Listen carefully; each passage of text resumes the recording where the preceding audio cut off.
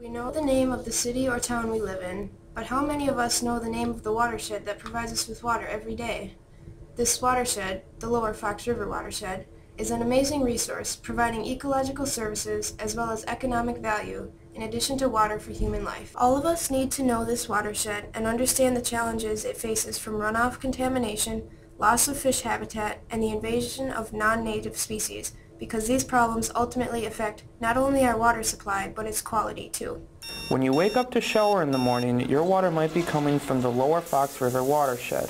As of the 2010 census, there are 442,139 people that live in the Lower Fox River Watershed and use surface water or groundwater from it. We get this water for a low cost, and it's always there when we need it. Most people take this water for granted.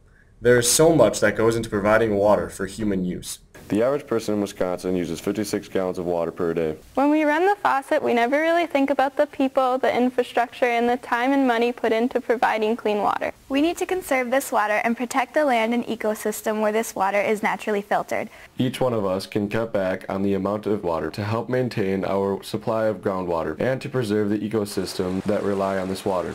Conservation is just one way we can help to maintain the quality of water in the Lower Fox River watershed. In addition to providing quality drinking water, the streams and groundwater in the Lower Fox provide recreation, economic value, and aesthetic value. The fisheries in the ecosystem provide money to the economy, and many people just enjoy the wildlife. The way we use our land and water impacts the quality of our watershed.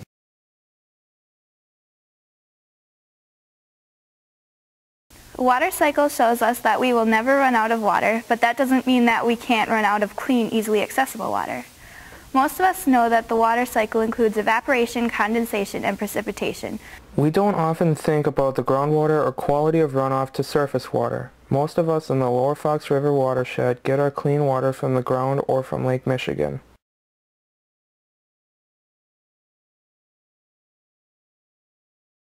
The Lower Fox River watershed in northeast Wisconsin extends from Oshkosh and Lake Winnebago to Green Bay, then east from Bondwell to Bellevue.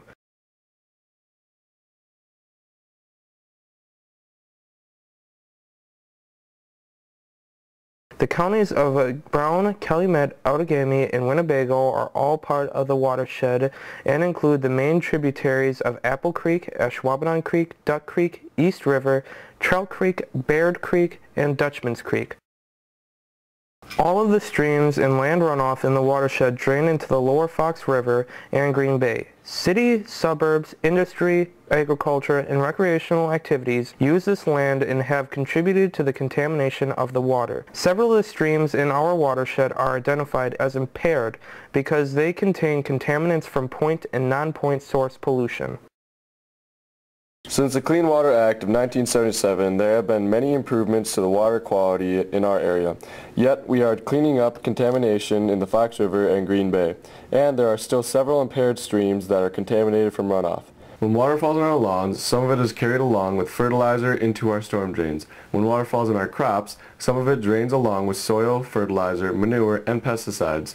When water falls on our pavement in our cities, it flows into storm drains along with garbage, pesticides, pollution particles, and much more. This contaminated water goes directly into our lakes, rivers, and streams. All of these untreated contaminants carried in the water increases the amount of phosphorus and sediment into the Lower Fox River watershed. Municipalities, agriculture, and industry all add phosphorus to the water. Phosphorus is a nutrient that contributes to excess plant and algae growth. The extra nutrients from runoff causes the algae to bloom or grow exponentially. With all the algae on top of the water, there is less sunlight for the deeper parts of the lake or stream, depriving other species of light. After the algae blooms, it dies. Then the decomposition of the dead material uses a lot of oxygen, so the lake or stream is depleted of oxygen and nutrient. As our rivers and streams are starved of life, there is an upset in the food chain. Because there are not enough predators or prey to support a healthy ecosystem, the excess nutrients give the water a bad taste and a smell, not to mention the green murky look. Who wants to vacation to or live by an ugly looking lake or stream?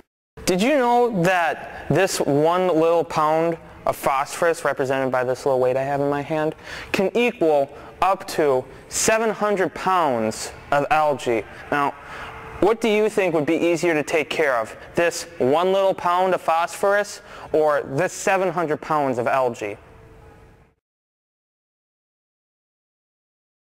The turbidity, or cloudiness, of the water that is caused by an excess of suspended solids limits predatory fish that feed based on their sense of sight.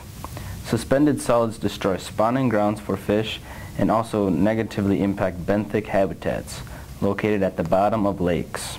The annual total suspended solids load from the Fox River averages 132 million kilograms per year. That's the equivalent of 24 dump truck loads per day. So what can people living in the lower Fox River watershed do to reduce runoff contaminants entering our water? For one thing, we need to reduce as many sources of runoff as possible. To help regulate the contamination of runoff, many people have worked together to set a TMDL, total maximum daily load. There is a maximum amount of pollution that our streams and rivers can tolerate before the water quality is significantly reduced. Industry, agriculture, municipalities, and individuals can all work together to keep the amount of runoff below a set TMDL. The EPA helps make sure industries comply with the amount of contaminants they are allowed to discharge into our watershed. Our farmers can reduce contaminants by following best practices and adding buffer strips to their land. Buffer strips are areas along streams and agricultural ditches planted with native grasses. These plants provide a buffer zone for the stream by filtering out most chemicals and excess nutrients before they get in the water.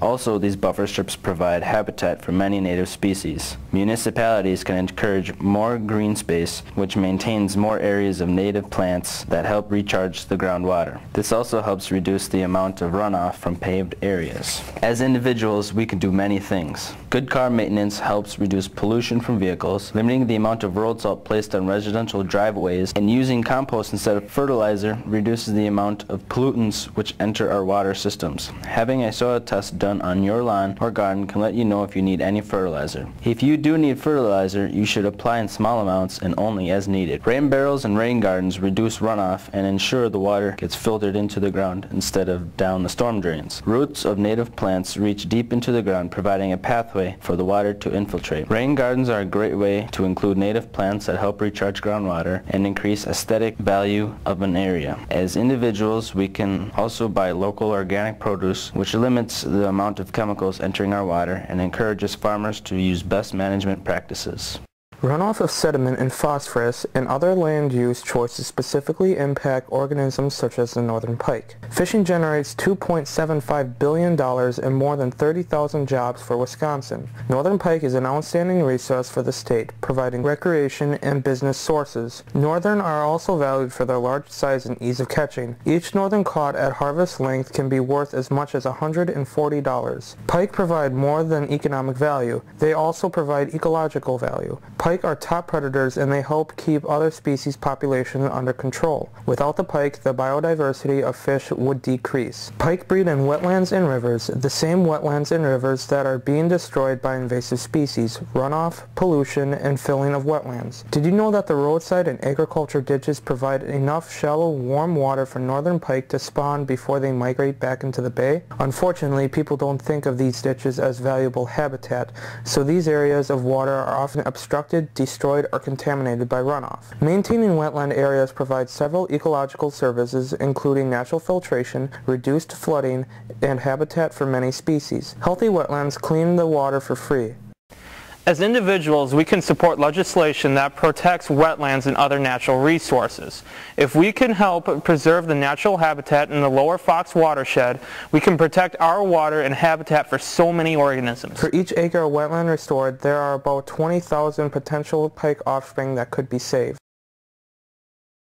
The pike and other native organisms are slowly decreasing in number as invasive species take over wetland habitats. More than 180 non-native species have been introduced into the Great Lakes in the past 150 years, but the most significant one in the lower Fox River watershed is Phragmites. You may not have ever heard of the word Phragmites, but you have certainly seen it. Phragmites are typically found in or near water bodies in wetlands but are commonly found in areas that simply hold water. Phragmites grow horizontally while reaching up to 10 feet tall and form dense patches. Phragmites directly impacts our watershed because once present in an ecosystem, it spreads rapidly, spreading out dense root systems. It creates what scientists call a monoculture. The dense root systems of Phragmites destroy habitat for our native organisms by obstructing roots for the pike and reducing the ecological service of wetlands. Phragmites has proven to be one of the most difficult and expensive challenges for the lower Fox River watershed. Methods for treating the plant are pulling, burning, spraying, or continuously reintroducing native species. The best thing you can do to help reduce Phragmites is to educate others, notify professionals if you see it, and allow the professionals to control it. Currently, spraying with a specific herbicide is the best option for controlling the plant. Our watershed provides so much water to our communities. This water is constantly available to us. While the water in the lower Green Bay is not clean enough for drinking, our groundwater and Lake Michigan provide a great source of water, especially when we keep it clean and the supply recharged. We have great water treatment facilities in the Lower Fox watershed that help to maintain high-quality water at a low cost to residents. Yet many people still buy bottled water, despite the fact that it's expensive, less regulated than tap water, and causes a disconnect from the value of our local water. Bottled water requires the use of oil to make plastics, oil to transport the bottles, and additional expenses for production and transportation. The water we get in our watershed is regulated, local, easily attainable, and a quality source of drinking water. Consider this. You spend $1.50 on one 16-ounce bottle of water, but you spend about half a cent per gallon for tap water. So for the price of one bottled water, you could get about 300 gallons of tap water. Bottled water is a waste of energy and resources, and it makes us feel removed from the water in our community. We just pick up a bottle of water, pay a lot for that water, and then don't even think about the surface water and groundwater right in our area. We should conserve water and other resources. We should only run the faucet when we need to. We should turn off the faucet when we brush our teeth, take shorter showers, and use low-flow devices in our homes. We should also capture and use rainwater. We should avoid bottled water and drink from reusable containers.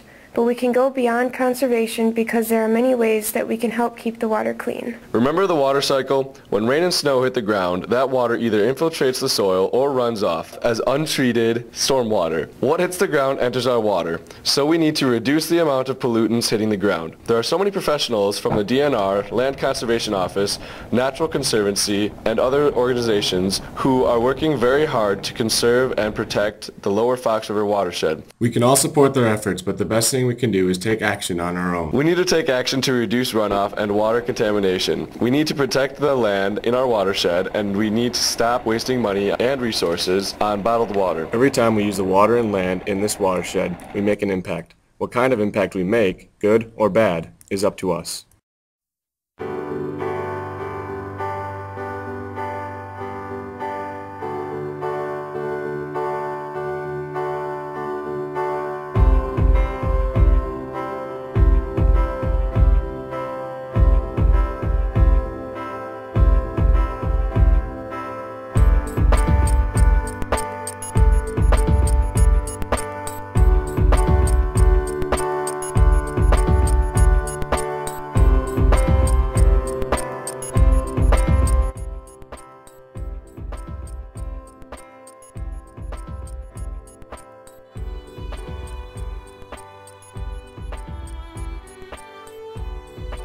Watershed issues are not just adult issues.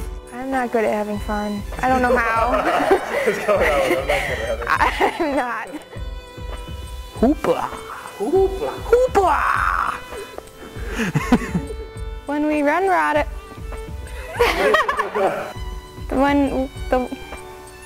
I'm sorry. Restart.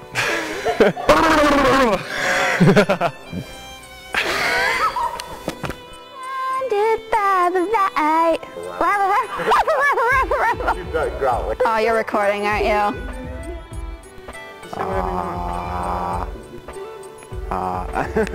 It's being all weird, it's okay. I'm not gonna charge you for it. Now I'm on the spot.